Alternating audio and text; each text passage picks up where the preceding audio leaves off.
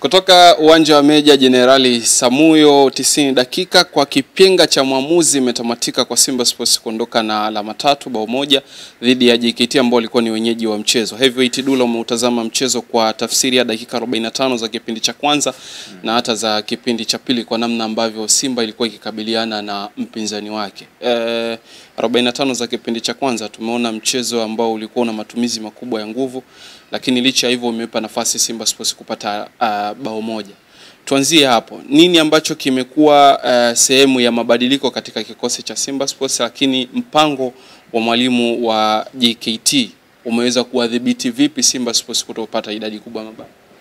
Yeah, of course kwanza kwa upande wa Simba Sports Club ni muendelezo tu wa kucheza katika kiwango ambacho nafikiri watu wengi hawajategemea.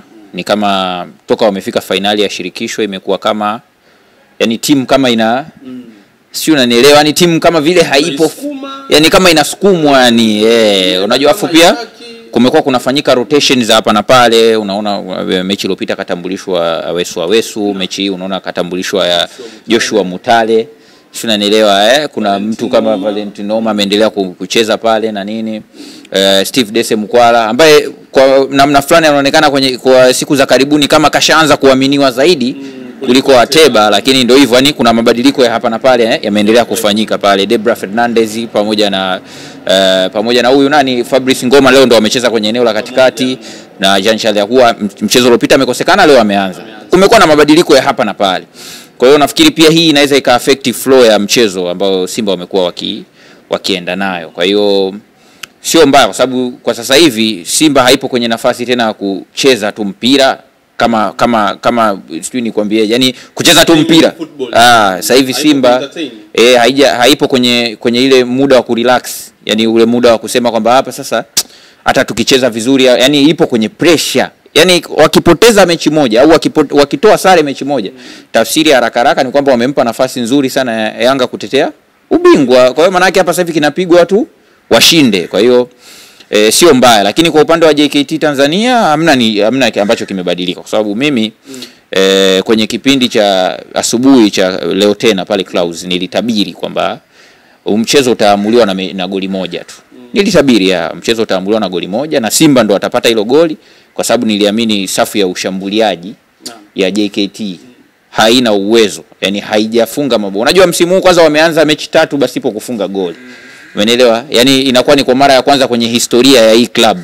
Nafikiri Jemedari Saidi analijua hilo kwamba timu yake imeanza mechi 3 pasipo kufunga goli.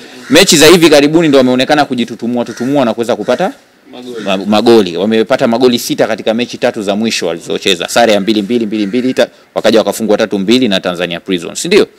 Kwa hiyo ni timu ambayo safu yake ya ushambuliaji si nzuri, lakini by the way wamekuwa wakifanya makosa. Mfano kama bao la leo unaona wakati attempt ile huyu Steve Dese Mkwala na attempt ile cross kwenda kwa Fabrice Ngoma ambaye aliutapi ni mpira tu kwenye close range.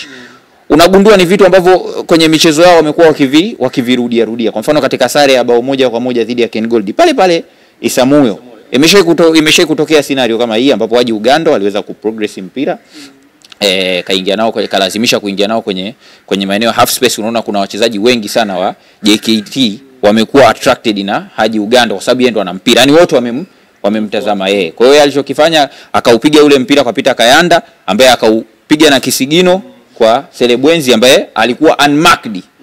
Sio unanielewa, kwenye close range kama ilivyo leo. Kwa hiyo Jemedari Saidi, timu yako imekuwa ikirudia makosa, lakini ka review mchezo ambao walicheza dhidi ya Azam FC mwezi Disemba wakala chuma 3. Sio unanielewa? Kuna pasi ambayo ilipigwa kutoka kwenye maeneo ya half space na Jibril Sila, ilikuwa inalenga kumpata Nasoro Saadun, lakini kwa sababu Nasoro ilikuwa ameona kama yupo kwenye offside position, akaiacha akaiacha, maana yake Faisal akaiokota. Na wale kwa sababu wanakuwa wanakabia umbali mkubwa sana, yani kwenye high defensive line kama unavyoona, yani space kubwa sana nyuma ya safu yao ya ulinzi. Feitoto akauchukua akaingia nao, akamtoka David Bryson akapiga cutback pass ikamkuta Edinado ambaye naye alikuwa unmarked, hajamakiwa na mtu yote, akaupeleka mpira nyavuni. Lakini kosa lilianzia kwenye kuclear mipira ya kona, jambo ambalo pia wamekuwa wakirudia. Jemedari Saidi, timu yako hiyo timu dhidi ya Coastal Union pale Isamuyo, umeelewa, wanashinda mabao 2-1. Lile bao moja la Coastal Union lilitokana na mpira wa kona uliopigwa, baadaye huyu Bryson Rafael akauklia, ukamkuta Harub Mohamed akaurudisha ndani, Edson Katanga akajiweka. Sio, unanielewa? Kwa hivyo sio, unaelewa picha na kwamba makosa haya yanajirudia. Yani wanakuwa attracted na, yani sehemu ambako kuna mpira wachezaji wa JKT wanajikusanya pale, alafu wanaweza wakaacha wachezaji wawili wote hawajamakiwa, yani hawana mtu anayemkaba tena ndani ya box.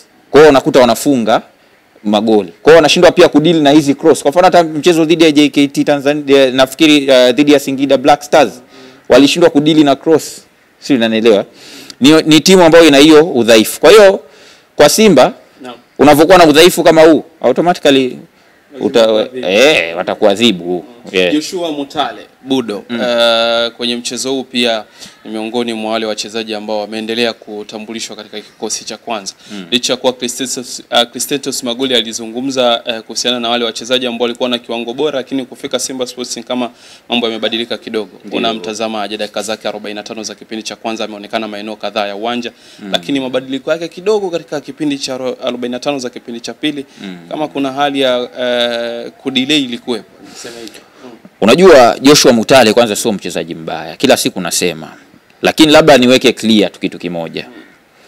Joshua Mutale kwa kiwango chake na kwa status na ukubwa na uzito wa klabu ya Simba, nafikiri Simba Sports Club kwanza naamini watamuacha baada ya kumalizika kwa msimu. Mimi binafsi naamini watamuacha, lakini hata kama kuna viongozi ambao unajua kwenye usajili kuna mgawanyiko, lakini hata kama kuna viongozi ambao wanaamini Joshua Mutale anastahili kupewa nafasi, mimi kwa upande wangu nafikiri watakuwa hawako correct. Sio, unanielewa? Na ni muda sasa wa Simba kutafuta wachezaji viungo washambuliaji barani Afrika. Wapo wengi wazuri ambao wana uwezo mzuri wa kutawala eneo la kati. Unajua Joshua Mutale mimi namuona zaidi kama kiungo mshambuliaji wa kati. Huku kwenye wingers, unajua wingers wanatakuwa wawe na vitu vingi, skill set kubwa ambayo inawafanya kwanza wawe na kasi sana, ambayo inaweza kufanya kimbie sehemu ya pembeni mwa uwanja kwa spidi kubwa anapofanikiwa kumtoka defender na vitu kama hivyo pasipo kufikika kirahisi, kama unavyoona wakina Eli Mpanzu. Hiyo ni kitu cha muhimu sana kucheza maeneo ya pembeni. Lakini kama unapenda kupiga zile short pass, kubadilishana 1-2 nafikiri eneo zuri zaidi linalokufani eneo la katikati. Sasa kwa Afrika hii wachezaji wakubwa ambao wana uwezo wa kucheza kwenye eneo la kati wapo. Si umeelewa? Kwa mfano kama kuna mwamba anaitwa Lassine Kauma, ilo jina lake kidogo sitaki kulirudia, lakini huyu jamaa anacheza katika kikosi cha Stade Malien.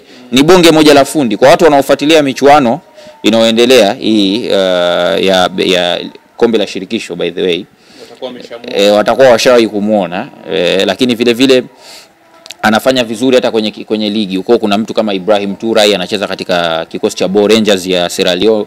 Wapo wachezaji wa design hiyo wanaweza wakaenda nao na kuwasajili kama mbadala wa Joshua Mutale. Si guarantee kwamba wanaweza wakawa na kiwango kizuri kama Joshua Mutale, lakini tayari wamesha prove kitu na wanatakiwa waaminike kucheza kwenye timu kubwa kama Simba Sports. Kwa upande wangu mimi bwana Heavyweight, nimeangalia viungo wengi barani Afrika, wengi sana.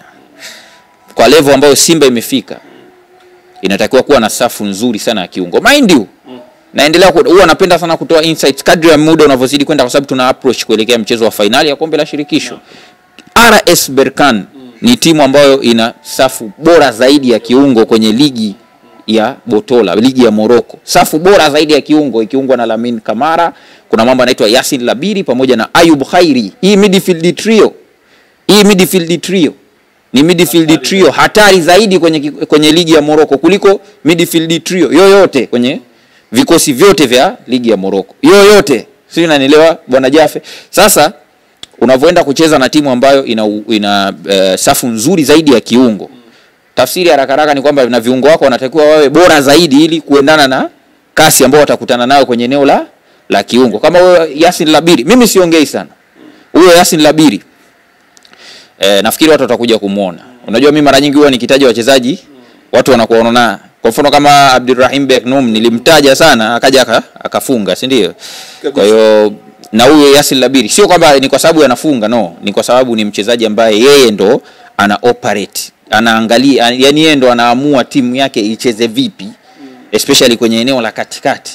Vision yake ya kuona space nyuma safu ya ulinzi, jinsi anavyoweza kupiga break line passes, jinsi anavyoweza kutawala eneo la katikati, pamoja na mwamba anaitwa Lamine Camara, Mamadou Lamine Camara kutoka Senegali, mchezaji bora kwenye kikosi walionaye kwa sasa. Ana uwezo wa kupiga, ana uwezo wa kudetect mchezo, ana uwezo wa kukaba, ana work rate nzuri. Sasa Simba Sports Club kama unataka kuchuana na vilabu kama hivi mara kwa mara, maana sio ionekane fluku tu, mara kwa mara unavokutana nao na vilabu kama hivi, unatakiwa uwe na safu nzuri zaidi ya kiungo. Kwa hiyo kwa level ya Joshua Mutale ukienda kucompete na level ya watu kama hao, tafsiri haraka haraka ni kwamba unatakiwa uboreshe palipo, kwa sababu ushafika wa 4 Afrika, utakiwa kuendelea kuwa na wachezaji wa grade C wa Sekafa. Utakiwa na quality. Of course yule ni wa Kosafa. Utakiwa kuwa na mchezaji kutoka Kosafa, anatakiwa awe ni version ya grade A.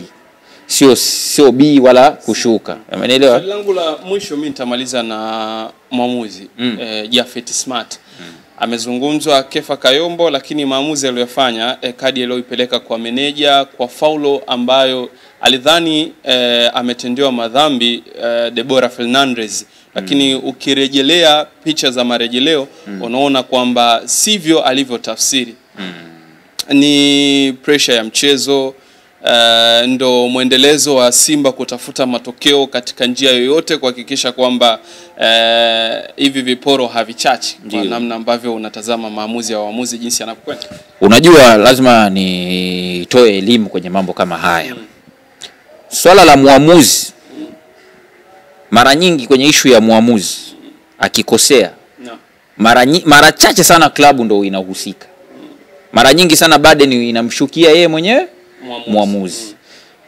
Pamoja na muamuzi kwamba of course amechezesha kwa sio mbaya sana, ila tu ni kwamba mara nyingi sana iko hivi, hizi timu kubwa baada ya kumalizika kwa mchezo kinachoangaliwa ni wapi muamuzi alikosea, sio wapi alipatia, wapi alikosea. Sasa nataka ni vishauri vilabu vingine, especially hizi mid table teams, timu hizi za katikati ambazo zenye malengo yake ni kubaki kwenye ligi tu, hazinaga mambo ya ubingwa wala sijui kwenda shirikisho wala klabu bingwa, yani wao ni kukaa kwenye ligi basi.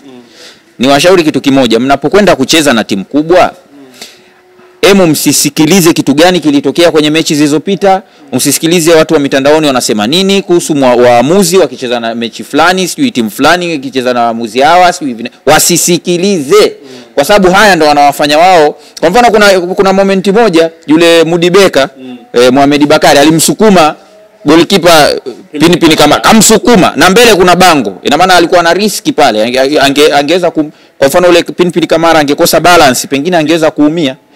Anapewa yellow card, ana complain, anaona kama ameonewa. Si unanielewa? Kwa tafsiri haraka haraka ule mchezaji inawezekana alikuwa kashamezeshwa kwamba huyu mwamuzi anaibeba Simba, anafanya hivi anafanya hivi, kwa hiyo naye analichukua kama lilivyo, alafu analichukua kama lilivyo, basi anaenda nalo kwenye mechi. Umenielewa?